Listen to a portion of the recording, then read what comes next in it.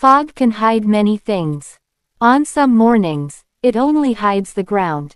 On others, it hides sins so dark that an entire nation pretends they are not there. What Charles Denison saw on a quiet Tuesday morning in March of 1847 was something the fog had been protecting for years. And once the fog began to lift, nothing would ever be the same again. The discovery was made on a Tuesday morning in March 1847. A cotton merchant from Savannah was traveling the rural roads of central Georgia, hoping to reach the next town before nightfall. Charles Denison had been riding since before sunrise. The air was heavy with moisture, strangely warm for early spring. His clothes clung to him, and his horse had begun to limp slightly, favoring her left front leg.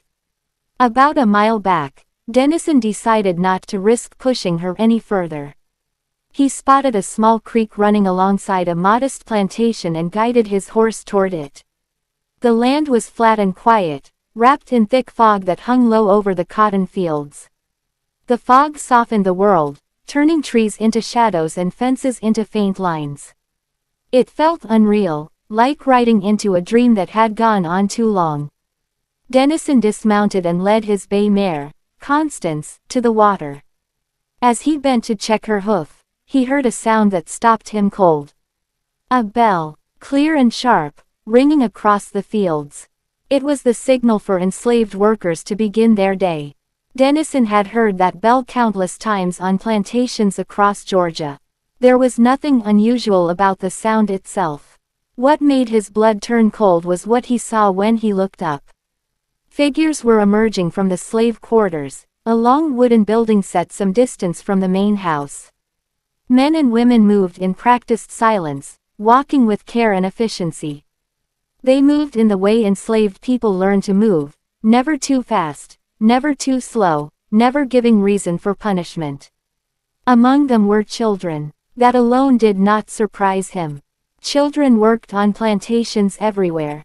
Some carried water, some picked cotton, some were trained early so they would be useful for life. But these children were different. Even through the fog, Denison could see it. Their skin was pale, not the lighter brown sometimes seen among mixed ancestry enslaved people, but truly pale.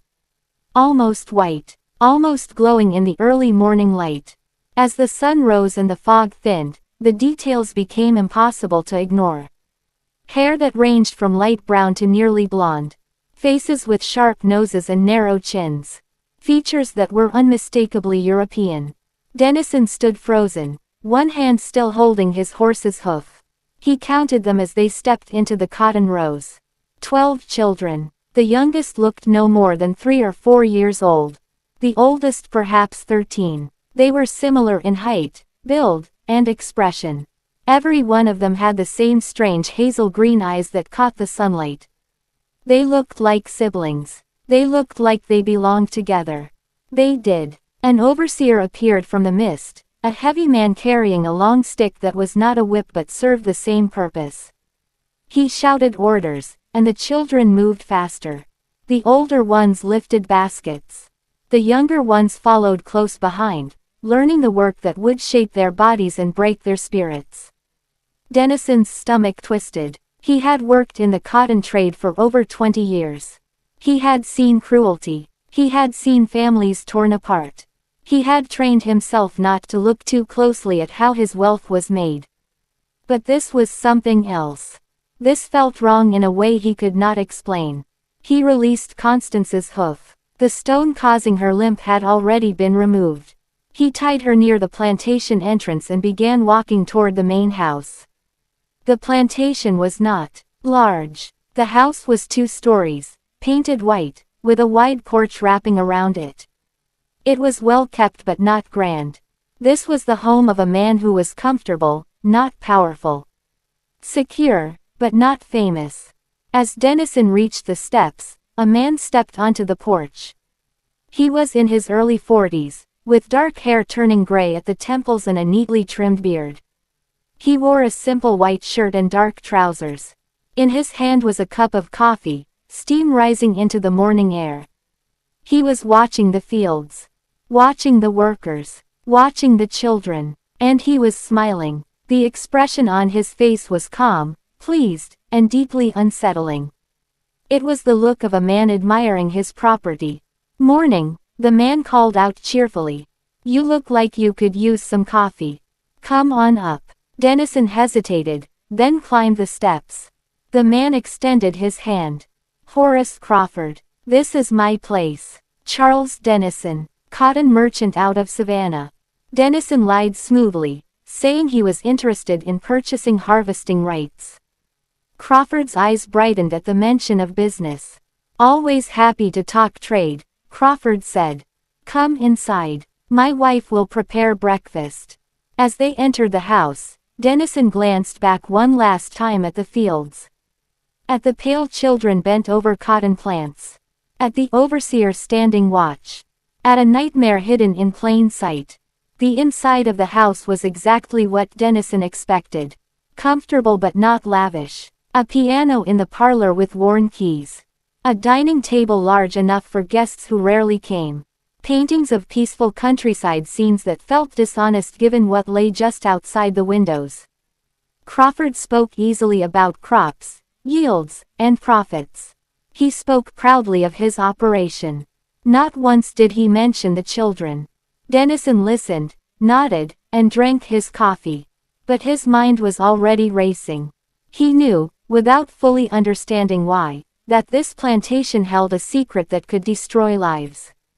Including his own. And this was only the beginning. If you want to know what Charles Dennison discovered next, and how this quiet plantation became the center of a shocking investigation, make sure to subscribe to the channel. Share this story with others who want to uncover the hidden truths of American history. And tell us in the comments what state or city you are listening from. Part 2 is coming next, and what Dennison learns inside that house will haunt him for the rest of his life. Children in the Fog. Part 2. Bloodlines for sale. Some evils are loud, others speak softly over breakfast, between sips of coffee and polite conversation. Charles Dennison would later say that what haunted him most was not the cruelty itself, but how calmly it was explained. As if the horror were nothing more than a clever business idea. Dennison sat alone at the dining table, his coffee growing cold in his hands. The words kept repeating in his mind. A breeding program. I father the children myself. I control the bloodline completely. Outside the window, he could still see the cotton fields. The pale children moved in slow lines, bending and rising like shadows in the morning sun. 17 children, Crawford had said. 17 of his own blood. Born into chains, marked for sale. Dennison forced himself to breathe slowly. He had walked into something far darker than he had imagined. And now he was sitting in the house of the man responsible for it.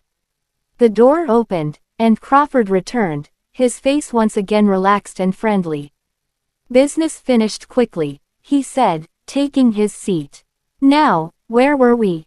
"The cotton purchase," Dennison replied automatically.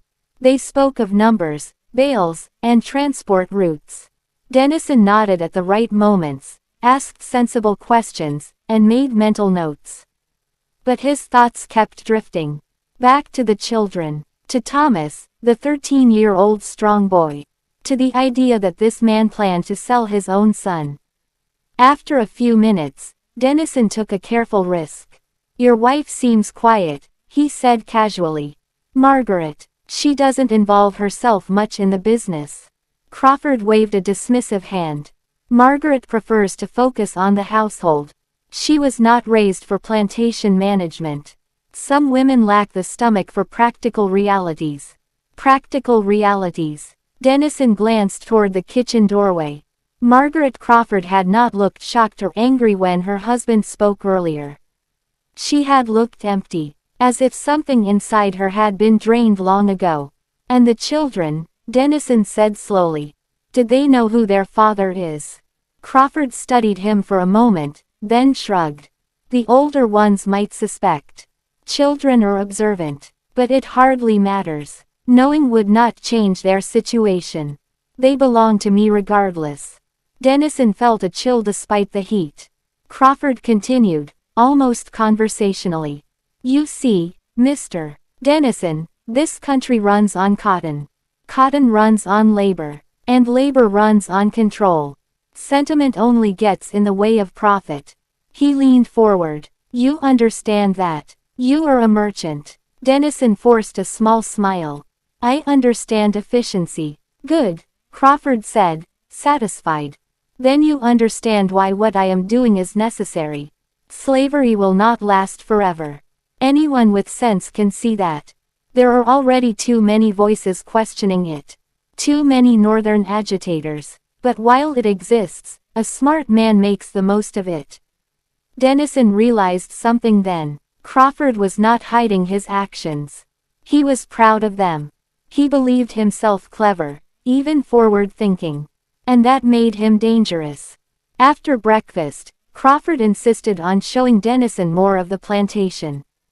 They walked the grounds together, Crawford pointing out storage sheds, barns, and the slave quarters. As they approached the long wooden building, the smell hit Dennison first. Sweat, damp wood, sickness, and fear. The door stood open. Inside, cramped sleeping spaces lined the walls. Thin blankets. No privacy. No comfort. Several women sat inside, nursing infants or staring at the floor. Dennison noticed that some of them had lighter skin than the others. One woman looked up as Crawford entered, her face tightening. Her eyes flicked toward the fields. Toward the children. Then she looked away. These women, Crawford said, gesturing casually, are the foundation of my success. Dennison felt sick. One child stood near the doorway, perhaps 6 years old. Pale-skinned, light hair, hazel green eyes. The child looked at Crawford. Dennison watched the moment closely. There was no affection in the look. No warmth. Only fear and confusion. The child did not know this man was his father. Or perhaps he knew in some terrible, unspoken way. Crawford turned away and continued walking. They eventually reached the edge of the fields. The overseer nodded respectfully to Crawford. The children did not look up. Hard workers, Crawford said. Especially the older ones. Thomas is a natural leader. Keeps the others in line. Dennison stared at the boy. Thomas moved with quiet strength, his face serious far beyond his years. How do you keep them from running? Dennison asked. Crawford smiled again. Where would they go? They look white, but they have no papers. No education. No protection. The world would eat them alive. Besides, they have mothers here. Siblings. Bonds are useful things. Chains you cannot see. That night, Dennison barely slept in the small guest room Crawford provided. The house creaked around him. Somewhere in the distance, he heard a child cry. Morning came too quickly. Dennison left early, claiming urgent business in the next town. Crawford shook his hand warmly, promising future dealings. As Dennison rode away, the fog returned, thick and heavy. But now he knew what it hid. He did not yet know what he would do. But he knew one thing for certain. What Horace Crawford had built could not be allowed to continue. And exposing it would come at a terrible cost. If you want to know how Charles Dennison begins his dangerous investigation and what secrets Margaret Crawford is hiding behind her silence, make sure to subscribe to the channel. Share this story so others can learn the truths buried in our history. And tell us in the comments what state or city you are listening from. Part 3 is coming next, and it will reveal the first attempt to escape the nightmare hidden in the fog. Children in the Fog. Part 3 The Doctor Who Knew Too Much. Some truths are so heavy that once spoken aloud, they change the shape of the room.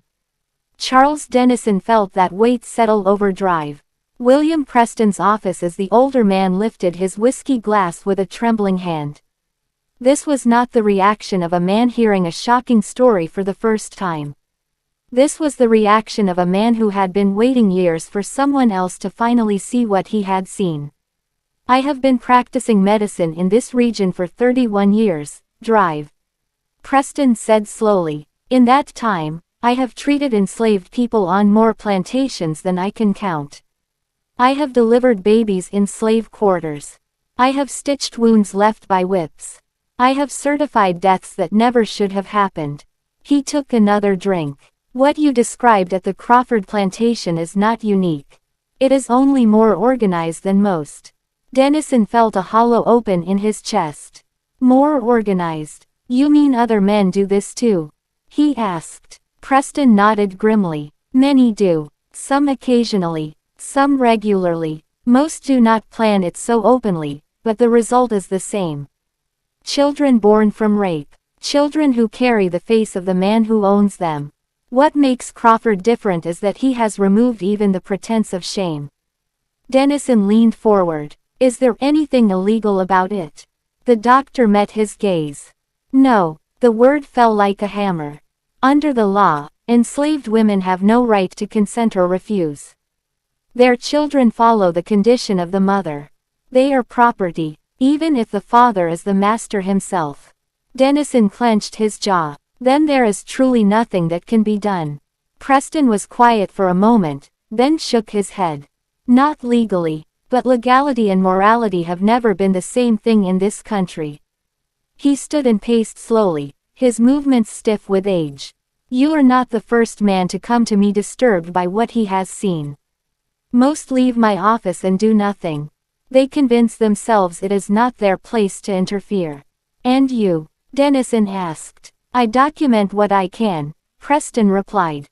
Quietly. Birth records. Medical notes. Patterns. I keep copies hidden. Names. Dates. Descriptions. Evidence of abuse. Evidence for whom? Dennison asked. For the future. That answer chilled him more than any other. You believe there will be a time when this matters. There must be, Preston said. Otherwise everything I have witnessed has no meaning at all. Dennison thought of Thomas. 13 years old. 1 year away from being sold. What about the children themselves? He asked. Is there any way to protect them? Preston sighed. Occasionally a master will manumit a child. Free them. It is rare, and often done for selfish reasons.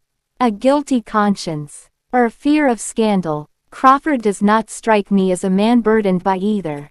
No, Dennison agreed. He is not. Preston stopped pacing and looked directly at him. If you interfere openly, you will be destroyed.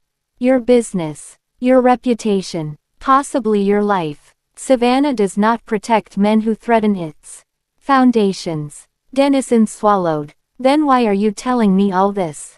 Because you asked, Preston said. And because you are already involved, whether you admit it or not. He leaned closer. Crawford knows your face now. Your name. If anything happens to those children, if questions are raised, he will remember you. Dennison felt the trap closing. What would you do? He asked quietly. Preston did not answer immediately. When he did, his voice was lower. I would look for leverage. Something Crawford values more than money. Dennison thought of Margaret Crawford. Her blank expression. The tightness in her hands. My wife has never borne him children, Crawford had said. Aloud, Dennison asked, does Margaret Crawford know the full extent of what he is doing? Preston's eyes sharpened. That is an important question. I saw something in her, Dennison said. Pain, anger, something hidden. Then she may be your only hope, Preston replied. Or your greatest danger. Dennison left the doctor's office as the sun began to lower in the sky. Savannah glowed in the late afternoon light, beautiful and rotten at the same time. Nothing about the city had changed. And yet everything had. That night, Dennison dreamed of fog rolling over cotton fields. Of children calling his name. Of bells ringing that never stopped. The next morning, a letter arrived at his office. It bore no return address. Inside was a single line, written in careful script. You should stop asking questions. Dennison stared at the words until they blurred. Crawford, he thought, or someone protecting him. He folded the letter and placed it in his desk drawer. The warning only strengthened his resolve. Someone was watching. That meant he was closer to something dangerous. 3 days later, he returned to the Crawford plantation. This time, he did not announce himself as a merchant. He arrived near dusk, when the workday ended. He tied Constance near the road and approached the house on foot. Margaret Crawford answered the door. For a moment, she looked startled. Then composed. "Mr. Dennison," she said, "my husband is not home." "I know," Dennison replied. "That is why I came." Silence stretched between them. Finally, she stepped aside. "You have 5 minutes." Inside, the house felt different without Crawford's presence. Quieter. Sadder. "Why are you here?" Margaret asked. Dennison chose his words carefully. "Because your husband plans to sell Thomas next year." Her face drained of color. "You should not know that," she whispered. "I know more than that," Dennison said. "I know what he is doing. I know those children are his." Margaret's composure shattered. Her hands gripped the back of a chair. "You do not understand," she said fiercely. "You think I do not see. You think I do not know. I live with it every day." "Then help me stop him," Dennison said. Her eyes filled with tears she refused to let fall. "There is no stopping Horace," she said. "Only surviving him." Footsteps sounded outside. Margaret straightened instantly. "You must leave. Now." Dennison did not argue. As he rode away, he knew one thing with terrible certainty. Someone inside that house was afraid. And fear, if used carefully, could become a weapon. If you want to know what secret Margaret Crawford is hiding and how Dennison's investigation puts a target on his back, make sure to subscribe to the channel. Share this story so others can uncover the dark truths of history. And tell us in the comments what state or city you are listening from. Part 4 is coming next, and it will reveal the first deadly consequence of telling the truth. Children in the Fog. Part 4, the first price of truth.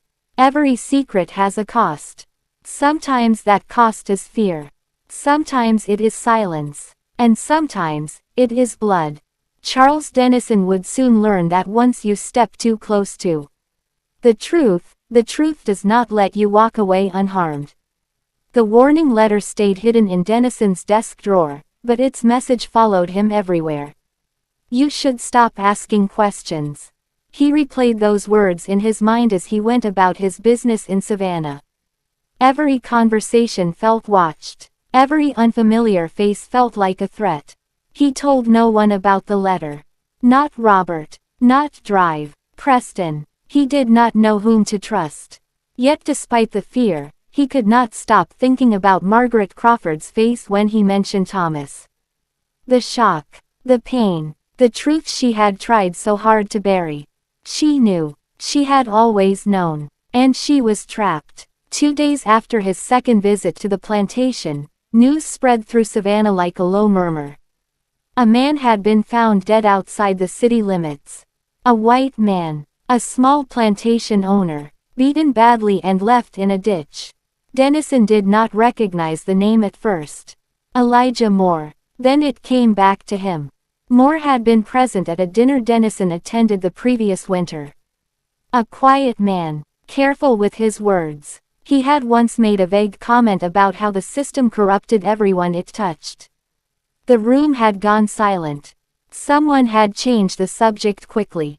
Dennison felt cold. Later that day, Robert closed the office door and spoke in a low voice. Mr. Moore was seen speaking with an abolitionist preacher last month. From South Carolina. Dennison sank into his chair.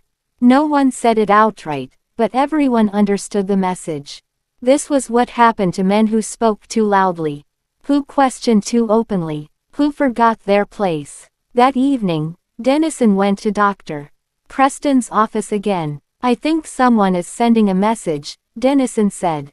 Preston nodded grimly. "I heard about Moore. They wanted it to look like robbery. But he still had his watch. His wallet. They wanted people to be afraid." "It is working," Dennison said. "Good," Preston replied. "Fear keeps most men obedient." "Then how do we move forward?" Dennison asked. Carefully, Preston said. "And quietly." The doctor reached into a drawer and pulled out a folded document. Birth records. Medical notes. I have more now. From other plantations. Patterns that cannot be denied. Dennison scanned the pages. Dates. Names. Descriptions of children born with light skin and European features.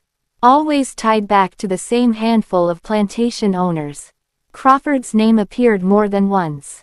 This is enough to ruin him, Dennison said. In the right time, Preston corrected. Not now. Not here. Then when? When the country is ready to see itself clearly. Dennison felt frustration rise. How many children would be sold before then? How many lives destroyed? That night, Dennison was followed. He realized it halfway home. The sound of footsteps that slowed when he slowed. Stopped when he stopped. When he turned suddenly, the street was empty. The next morning, a package appeared at his office door. Inside was a small wooden toy. A carved horse. Dennison recognized it instantly. Thomas had been holding it the day Dennison first saw him in the fields. There was no note. Dennison understood the message clearly. Crawford knew. Panic threatened to overwhelm him, but it was replaced by anger. Cold and steady, that afternoon, he made a decision.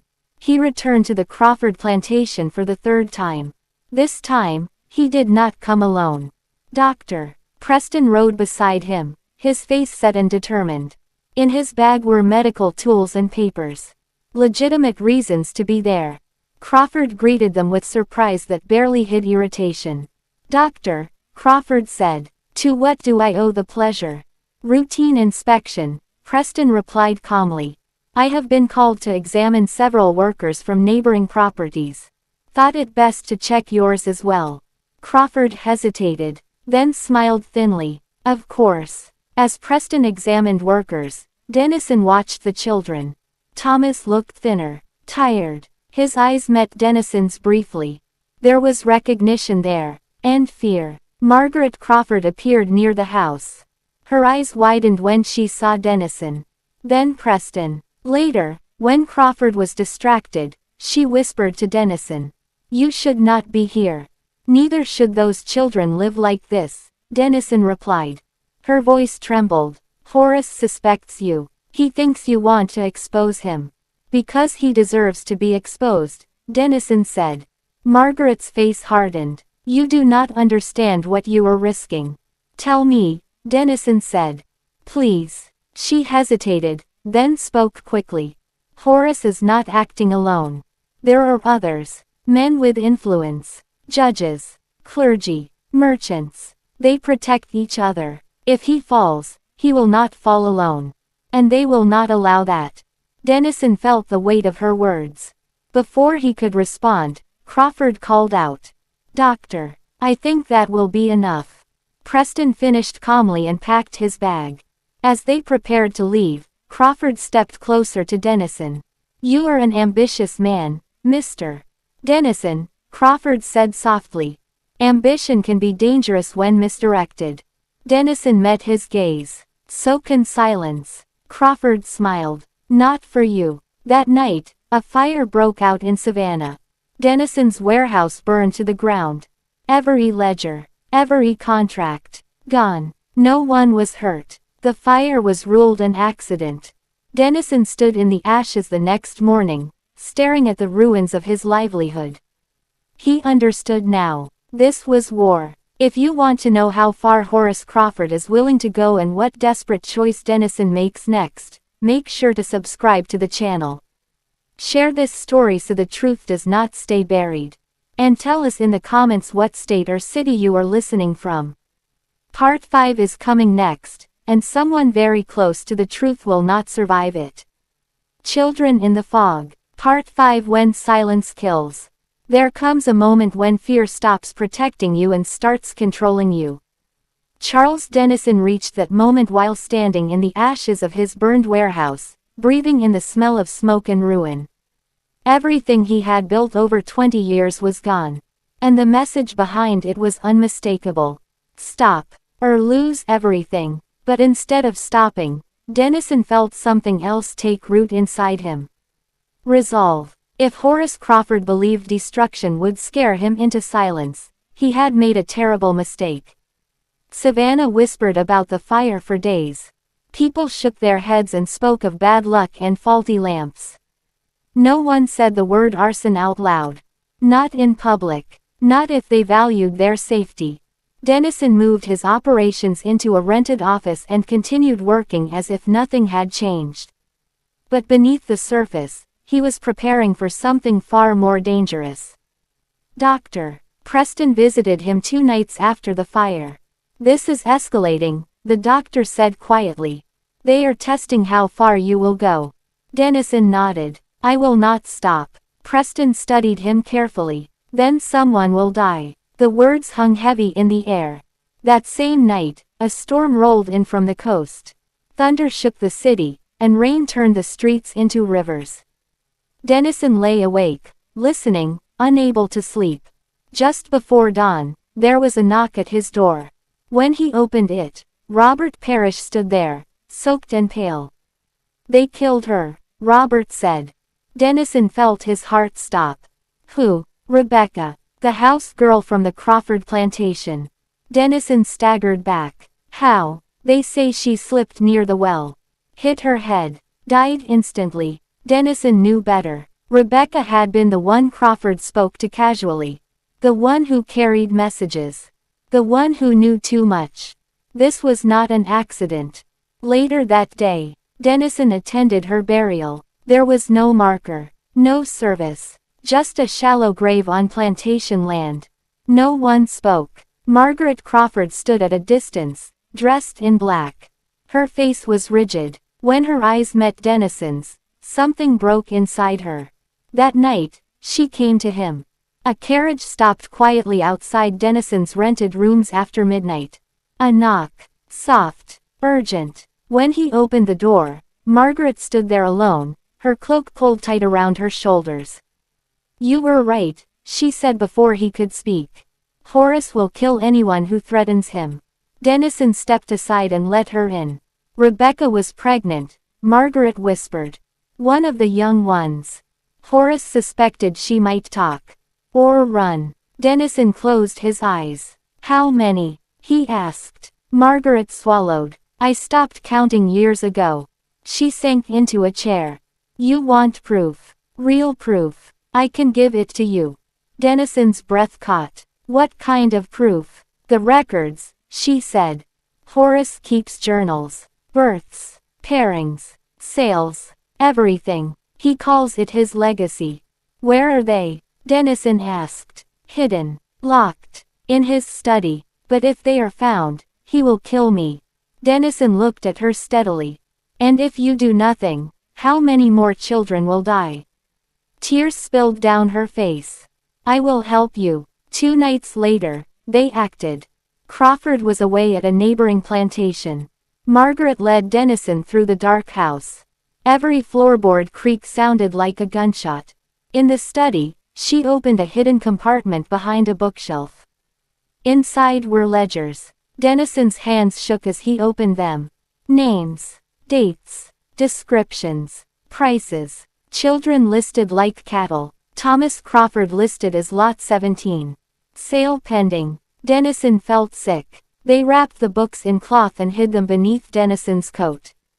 As they moved toward the door, a sound froze them. Footsteps. Crawford had returned early. Margaret whispered, "Run." Dennison escaped through the back door as Crawford's voice echoed through the house. Margaret did not follow. The next morning, Savannah woke to shocking news. Margaret Crawford was dead. They said she had taken her own life. Dennison knew the truth. Crawford had silenced her. Grief and rage nearly consumed him. But he still had the ledgers. And now he had no choice. Dr. Preston and Dennison met in secret.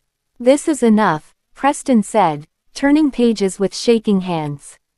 "This could destroy him. Or get us killed," Dennison replied. "Both may happen," Preston said. They decided to send copies north. To abolitionist papers. To ministers. To anyone who might listen. Weeks passed in silence. Then the first article appeared. Not names. Not yet. Just details. Patterns. Horrors described in careful language. Crawford raged. Dennison heard it from others. Then one morning, the bell at the Crawford plantation rang and rang and rang. Thomas was gone. Sold early. Dennison fell to his knees. But the truth was already spreading. And once the fog begins to lift, it never fully returns. If you want to know what happens to Horace Crawford and whether justice can truly reach him, make sure to subscribe to the channel. Share this story so these voices are not forgotten. And tell us in the comments what state or city you are listening from. Part 6 is coming next, and the reckoning will finally begin. Children in the Fog. Part 6. The reckoning begins. When the truth finally escapes into the world, it does not arrive gently. It comes like a sickness long hidden in the body, spreading fast and bringing pain with it. Charles Dennison understood this as he read the Northern newspaper for the third time, his hands trembling despite himself. The story was careful. No names. No plantation listed. But anyone who knew the cotton trade knew exactly who it described. A Georgia plantation. Pale-skinned. Children. A master who treated bloodlines like livestock. Savannah buzzed with uneasy whispers. People spoke in low voices at dinner tables. Ministers preached vague sermons about sin without naming it.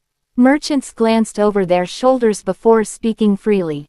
The fog had begun to lift, and it made everyone uncomfortable. Horace Crawford did not hide his fury. Dennison heard reports from travelers and traders. Crawford ranted in public. Accused abolitionists of lies. Claimed Northern propaganda was poisoning Southern honor. He doubled his donations to the church. Hosted dinners. Smiled wider than ever. But behind closed doors, his world was cracking. Dr. Preston came to Dennison late one evening, his face grim. They are investigating quietly, Preston said. Not the law, not officially, but the church elders. A few judges. Men who want to be sure this does not reach the wrong ears. Dennison nodded. And the children? Preston hesitated. Some have been moved, sold, disappeared into the system. Dennison closed his eyes. Thomas was gone. And now the others were scattering like leaves in the wind. This is what Crawford wanted, Dennison said. To erase the evidence. Preston leaned forward. He cannot erase the ledgers. Dennison reached into a hidden compartment beneath the floorboards and pulled them out. The books felt heavier every time he touched them. As if they carried the weight of every life recorded inside. We need names, Preston said. Faces. Stories. Not just numbers. Dennison thought of Savannah. Of its docks. Of the ships that moved between north and south. I know someone, he said slowly. A ship captain. Quiet man. Does business with Boston. He owes me a favor. Days later, copies of the ledgers were sealed inside crates marked as cotton samples. They left Savannah under cover of normal trade. Dennison knew this was the point of no return. Meanwhile, Horace Crawford sensed the danger closing in. He returned to his plantation and shut it tight. Armed overseers replaced the usual ones. No visitors. No doctors. No ministers. The bell still rang every morning. But fewer children answered it. Margaret Crawford was buried quietly. No headstone. No ceremony beyond a brief prayer. Crawford attended, his face solemn. His grief looked convincing to those who did not know him. Dennison knew better. Late one night, Dennison received another letter. This one was not a warning. It was an invitation. Come to the plantation. We should speak man to man. Dennison showed it to Preston. It is a trap, Preston said. Of course it is, Dennison replied. But it is also an opportunity. Against Preston's advice, Dennison went. He arrived at dusk. The plantation felt different now. Darker. Tense. The fog returned, clinging low to the ground. Crawford waited on the porch. You have caused me trouble, Mr. Dennison, Crawford said calmly. You caused it yourself, Dennison replied. Crawford smiled thinly. You think the North cares about those children? They will use them as stories. Nothing more. Dennison met his gaze. Stories change people. Crawford laughed softly. Not fast enough. They walked the grounds together. The fields were quieter. Empty spaces marked where children once worked. You took them away, Dennison said. I protected my investment, Crawford replied. Investment. Dennison tasted the word like poison. You killed your wife, Dennison said. Crawford stopped walking. His eyes hardened. Be careful. You killed Rebecca. You sold your own son, Dennison continued. Crawford turned slowly. His voice dropped. I did what was necessary. Everything I have built is under attack. I will not let it be destroyed by sentiment. Dennison stepped closer. You have already destroyed it. For a moment, Dennison thought Crawford might strike him. Instead, Crawford smiled. You will not leave this place alive, he said. Before Dennison could react, men emerged from the shadows. But they stopped. A shout rang out from the road. Lanterns. Horses. Doctor. Preston had not trusted Crawford. He had sent word to men who owed Dennison favors. Quiet men. Armed men. Crawford's face twisted with rage. This is not over, he hissed. Dennison left the plantation alive. The next weeks were chaos. More articles appeared, this time with names, with dates, with undeniable detail. Church leaders withdrew support. Buyers canceled contracts. Friends disappeared. Crawford was summoned to testify before a private council. Not a court, not justice, but judgment nonetheless. The council could not punish him legally, but they could ruin him. His credit collapsed. His plantation was seized by creditors. His name became something people avoided. He retreated into bitterness and isolation. Dennison watched it all from a distance. But victory did not feel like triumph. Too many children were still gone. Too many lives had been shattered. One evening, a letter arrived from Boston. The ledgers had been published. The country was beginning to talk. Dennison stood by the window, watching fog roll in from the river. This was only the beginning. If you want to know how Horace Crawford's story truly ends and whether the children ever find freedom, make sure to subscribe to the channel. Share this story so the truth keeps spreading. And tell us in the comments what state or city you are listening from. Part 7 is coming next, and it will reveal the fate of the children lost to the fog. Children in the Fog. Part 7, The Ones Who Vanished. History remembers loud crimes. It forgets the quiet ones. The children who vanished from Horace Crawford's plantation did not disappear all at once. They were taken slowly, quietly, one wagon at a time, sent down roads that led nowhere good. By the time the country began to whisper their names, many of them were already lost to places no map recorded. Charles Dennison could not sleep. Every night he saw Thomas's face in his dreams. Not crying, not afraid, just watching, waiting, as if asking why some were saved while others were left behind. Dennison decided waiting was no longer enough. If the children were scattered, then he would follow the trail. His first stop was Charleston. The port was crowded with ships and lies. Men bought and sold human lives with smiles and handshakes. Dennison posed as a buyer.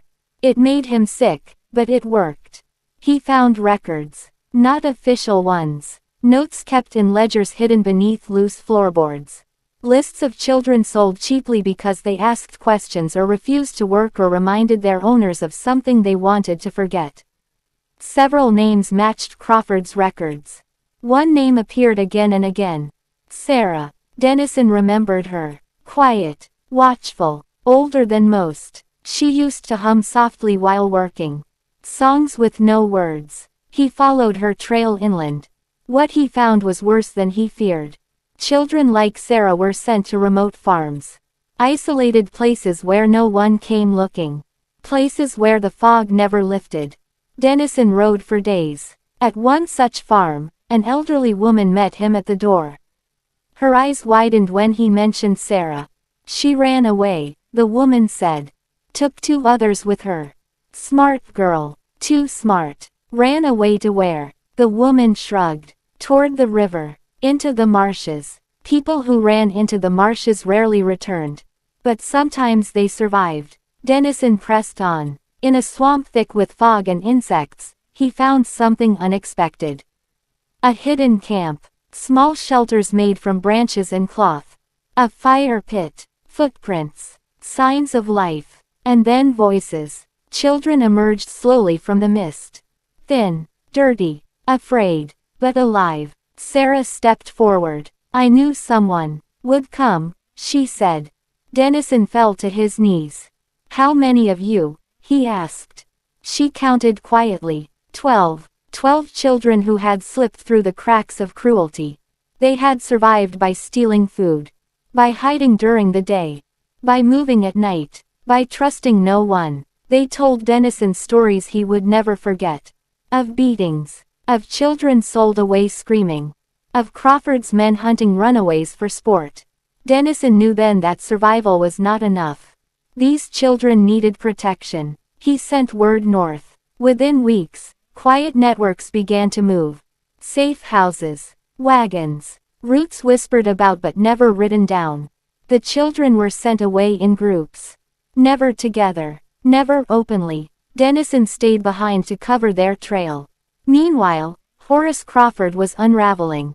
Stripped of his plantation, he moved between relatives who barely tolerated him. His money dwindled. His influence vanished. But hatred does not need wealth to survive. Crawford began to drink heavily. He spoke obsessively about betrayal. About Dennison. About children who owed him obedience.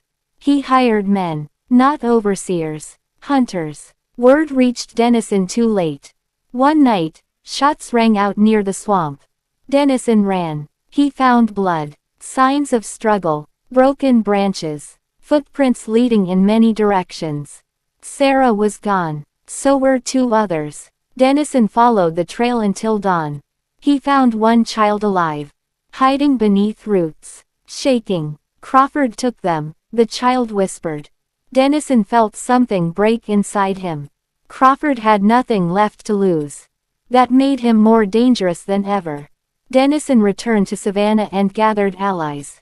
Men who had seen too much. Men who believed that some evils had to be stopped quietly. They tracked Crawford to a decaying estate far from town. Inside, they found evidence of madness. Crawford had recreated his plantation in miniature. Bells, ledgers, rules written on the walls. The children were locked inside a cellar. Alive, terrified, but alive. When Dennison opened the door, Sarah did not cry. She simply said, "You came." Crawford tried to escape. He ran into the fog. No one followed. Days later, his body was found near the river. Drowned. No marks of violence. Just water in his lungs and terror frozen on his face. The official report called it an accident. Everyone knew better. The children were sent north. Some found families. Some learned trades. Some disappeared into quiet lives. Dennison never claimed credit. He kept one thing: Sarah's song. Years later, people would say the fog near the old plantation still carried voices. That children could be heard humming at dawn. Maybe it was just memory. Or maybe history never truly lets go. If this story moved you, please subscribe to the channel so these forgotten voices are never lost again. Share this story with someone who loves real history with dark truths. And tell us in the comments what you think really happened to Horace Crawford. Part 8 is coming next, and it will reveal what became of the children who survived and the secrets they carried into the future. Children in the Fog. Part 8: The Shadows of Survival. Some stories never end. They just change shape and hide in plain sight. The children who survived Horace Crawford's cruelty carried more than scars. They carried memories too sharp to speak aloud. They carried fear like a shadow, stretching behind them as they moved through the world. Charles Dennison watched from the edges of their new lives, knowing that the story was far from over. Sarah, the oldest of the hidden group, became a quiet leader. She guided the younger children through their first winter away from the plantations. They were placed with families who had offered shelter, though none could erase what had been done to them. The children learned quickly how to hide the past, how to smile when asked about home, how to keep secrets locked inside. Denison found himself visiting them when he could. In towns far from Savannah, he would appear with letters, small packages, and guidance. He could not rescue them all, but he could give them tools to survive. Every child he saw reminded him of Thomas, of the children lost to the fog, of the faces he could never forget. But survival carried a cost. Sarah told him late one evening, her hands trembling as they held a candle, some of them cannot stop looking over their shoulders. They see Crawford in every shadow. Every man with a stern face is him. Every sound in the night is the bell calling them back. Denison understood. Memory does not fade easily when pain is sewn into every heartbeat. In Boston, where some of the children had been sent for education and safety, a network of abolitionists quietly supported them. They provided tutors, jobs, and safe housing. But the children never fully trusted anyone. Their European features marked them, made them different from their peers, and forced them to adapt faster than most. Some thrived. Some disappeared into quiet, ordinary lives, carrying their secrets like buried treasure. Meanwhile, whispers about Crawford did not disappear. In Georgia, his name became a warning. Parents told their children to stay away from the river. Traders knew better than to speak his name. And yet, shadows lingered. The plantations he had touched remembered him. Denison received a letter one cold morning. The handwriting was small and hurried. It was from a boy he had helped, barely 10 when he ran. He had survived, but his journey had been terrible. He asked Denison to come quickly. When Denison arrived, he found a child living alone in a small cabin. The boy's parents had been sold separately. His friends lost. He was safe, technically, but alone in a way that no adult could fix. This was the cost of Crawford's program. Even those who escaped the chains of the plantation carried new ones. Fear, guilt, and memory weighed heavily on them. Denison began to realize the story would not end with Crawford's death. It would unfold for years, following the children into adulthood, shaping their lives, influencing choices, and haunting every place they called home. Sarah, now 16, had begun writing small journals. She described the plantation in detail. The children, the fields, the fog. She called them her lost siblings, even though she did not know where most of them had gone. Her writing became a map, a record, a warning. Denison read her words and understood the power of memory. Stories could survive when bodies were scattered. They could survive when silence was enforced. He helped her find others who had survived. They began to form small communities in quiet towns across the North. They shared what they knew. They warned each other. They built families where love replaced fear. But even in safety, shadows returned. A merchant who had once worked for Crawford contacted Denison, offering information about other plantations using similar breeding practices. It was subtle, careful, but it was proof that Crawford had not been an isolated case. Others followed his example. Others saw children as investments. Others hid behind law and tradition. Denison realized the fight was bigger than one man. Bigger than Crawford. Bigger than Savannah. It was a system embedded deep in the culture, in commerce, and in law. Yet the children's survival offered hope. Even the smallest victory mattered. Even the life of one child taken from horror and given freedom was a triumph. Denison wrote to Dr. Preston. The doctor replied with encouragement, urging him to continue, to protect the children wherever they could be found. Every day was a battle between shadow and light, memory and erasure, cruelty and compassion. One night, Denison stood by a window in Boston, watching the snow fall softly. He thought of the children in the fog, of those who had vanished, and those who had survived. He understood that the story of Horace Crawford was only one chapter. The children's story would continue long after he was gone. The real horror was not only what Crawford had done, but the fact that the system had allowed it. The true challenge was not just survival, but remembering, teaching, and preventing history from repeating itself. As the candle flickered beside him, Dennison whispered a vow. He would not forget. He would tell the world. He would keep the children safe. He would honor those lost to the fog. The fog never truly lifted. It simply changed form. It lived in memory, in whispers, in the quiet understanding that the past was never far behind.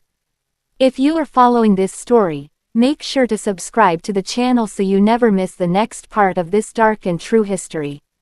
Share it with friends to help these forgotten voices be remembered. And leave a comment with your thoughts on how the children survived and what you think their lives became. Part 9 is coming next, and it will reveal the final confrontations, the ultimate truths, and the long shadows left by Horace Crawford's cruelty. If you want, I can write Part 9 next and make it dramatically intense, revealing the final fate of the surviving children and Crawford's lasting impact, keeping it fully in the same style. Do you want me to do that now? Children in the Fog. Part 9 The Reckoning. Some truths cannot be ignored. Some shadows demand to be faced. Charles Dennison had followed the trail of Horace Crawford's crimes for months. Every lead, every whisper, every hidden ledger brought him closer to the heart of the horror. By now, the story of Crawford was no longer just about the children in Georgia. It was about the system that allowed men like him to operate without conscience, without law, without shame. He arrived at a small town on the edge of the Georgia swamps, guided by information from abolitionists and merchants who had seen Crawford's reach. Word had come that Crawford was attempting to rebuild. He had lost his fortune, yes, but he still had influence. He still had men loyal to him. And most importantly, he still had knowledge of the children who had survived, the ones who had escaped into safety. Dennison knew he could not act alone. He had gathered a small group of trusted allies.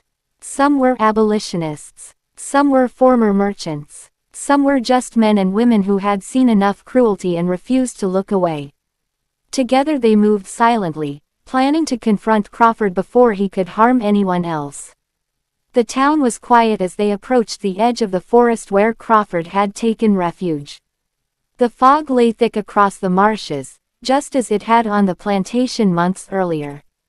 It clung to trees, to the water, to the ground itself. It was a fog that seemed alive, as though it remembered the children and the horrors that had happened within it. Dennison's heart beat fast, but he kept his focus. He reminded himself why he was here. Not for revenge, not for glory, but for the children, for Sarah, for Thomas, for the ones who had survived and the ones who had not. They found Crawford's hideout at dawn. It was a small, ramshackle cabin, surrounded by the remnants of failed schemes and discarded possessions. The man himself appeared at the doorway. His face was pale, almost ghost-like, his eyes wild. He held no weapons, but his posture radiated danger. He knew someone was coming for him. Dennison stepped forward. Crawford, it is over. You cannot harm them anymore. Crawford laughed, a sharp, broken sound. Over, he sneered. Do you know what you are up against, merchant? I have survived worse than you can imagine. I am stronger than the law. Stronger than men like you. I control the world you refuse to see.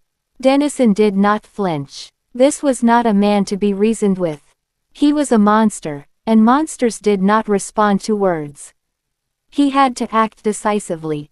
The confrontation was tense, measured. Dennison's allies circled, blocking escape routes. Crawford realized too late that his connections, his influence, his power, all of it had evaporated. He had nothing left. In the end, it was not a fight. Crawford broke under the weight of his own fear. He confessed. Every detail of the breeding program. Every child sold. Every act of cruelty. Dennison recorded it all, documenting the evidence that could finally ensure the children's safety and expose the depth of Crawford's depravity. When Crawford was taken into custody by local authorities, the children who had survived were brought to the edge of the swamp to see the man who had haunted their lives removed from power. Some cried. Some remained silent. Some stared at the fog as though it contained secrets they could never share. Dennison stayed with them, helping them understand that what they had endured was not their fault. That survival was not just a matter of luck. That even in a world built on cruelty, courage and compassion could create change. News of Crawford's arrest spread slowly. Many in Savannah and the surrounding areas were relieved. Some were horrified. Others chose to ignore the story entirely. Dennison knew the fight was far from over. Other plantations had similar practices. Other children remained trapped in the shadows of history, but the victory here was meaningful. It was proof that one person, or a small group of determined people, could make a difference. The children began to rebuild. Sarah took the lead in teaching the younger ones to read and write. Thomas learned carpentry. Others learned trades and skills that would give them independence. They carried scars, yes, but they also carried knowledge, memory, and strength. They were determined that their lives would not be defined solely by Crawford's cruelty. Dennison returned to Savannah, his own life forever changed. He could no longer ignore the system he had once benefited from. He continued to work quietly to protect other children, to gather evidence, to support those trying to escape from oppression. The fog of history was thick, but he had learned to navigate it. Sometimes at night, he thought of Crawford. Not with hatred anymore, but as a warning. That kind of evil does not vanish easily.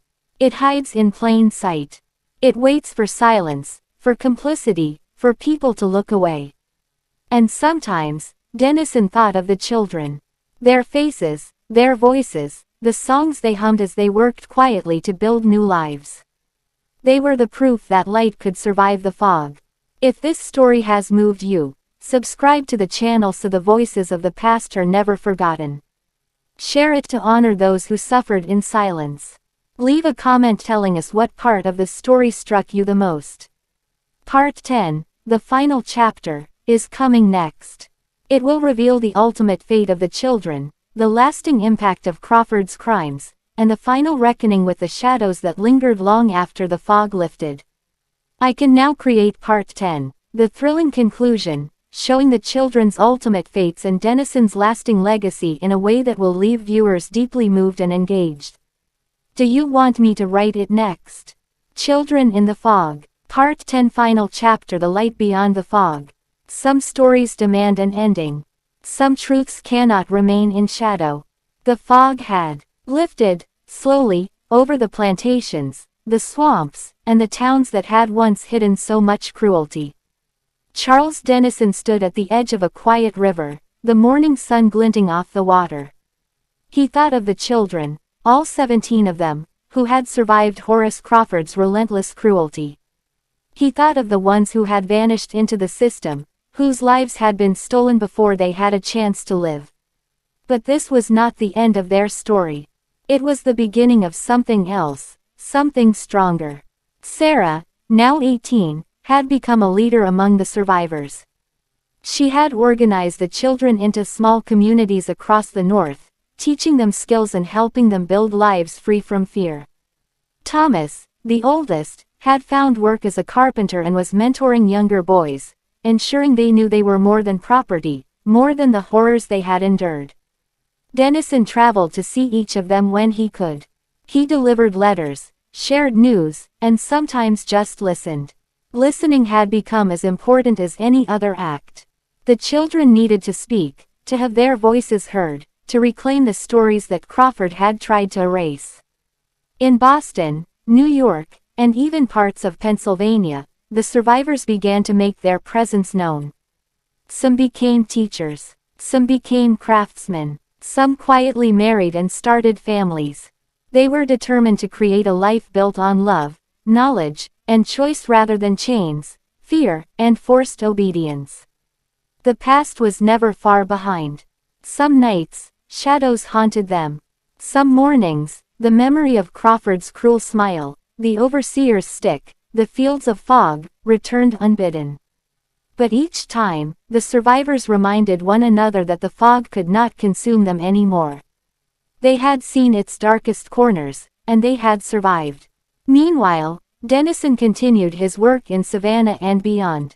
He had become more than a cotton merchant. He had become a guardian of the children Crawford had left behind and a chronicler of the system that allowed men like Crawford to thrive. His ledgers now recorded more than cotton prices. They recorded evidence. They recorded lives. He had also found allies. Dr. William Preston, now older and more determined than ever, joined him in spreading knowledge and aiding survivors. Robert Parrish, his trusted clerk, helped track the children and maintain networks of communication.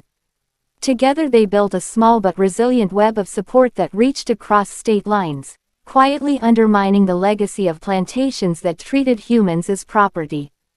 The legal system was slow to change.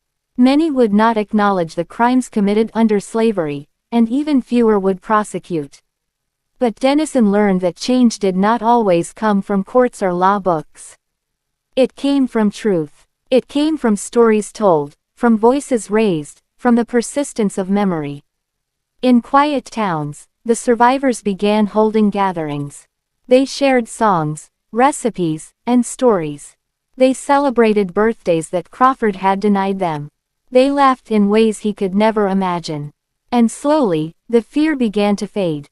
One afternoon, Dennison sat with Sarah by a small hearth in a northern town. She looked at him, her hazel eyes clear and determined. "Thank you," he said simply. "For what?" Sarah asked. "For helping us survive, for listening, for making sure we are remembered." She smiled faintly. Survival was only the first step. Remembering is the next. And living, really living, is the hardest. He nodded. She was right. The children were not just victims or survivors. They were living proof that even the most calculated cruelty could not destroy hope. That even in the fog of human cruelty, light could break through. Years passed. Some of the children went on to live extraordinary lives. Some quietly found peace in simplicity. Some carried scars that never fully healed but had learned to walk without being weighed down. Their stories spread, quietly at first, then more openly, through letters, memoirs, and eventually newspapers and books. Each story chipped away at the silence that had allowed men like Crawford to thrive. Dennison lived long enough to see many of them settle into freedom. He never forgot the plantation, the children, or the fog. And he never stopped working to ensure that their stories would be told. In the end, the legacy of Crawford's cruelty became a lesson, not just a horror. It was a warning of what happens when power goes unchecked, when human beings are treated as objects, and when silence becomes complicity. But it was also a testament to resilience, courage, and the enduring power of community. As the sun set over the river, Dennison thought of the children in the fog, scattered across towns and states, each one carrying the memory of survival. They had endured the unimaginable, and they had emerged into a world that could not erase them. They were living proof that even in the darkest chapters of history, human courage could shine brighter than any fog.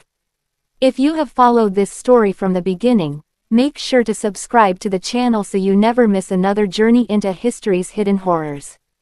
Share this story to honor the children who survived and to ensure that their voices echo across time. Leave a comment with your thoughts on their courage and resilience and tell us which part of their journey moved you the most.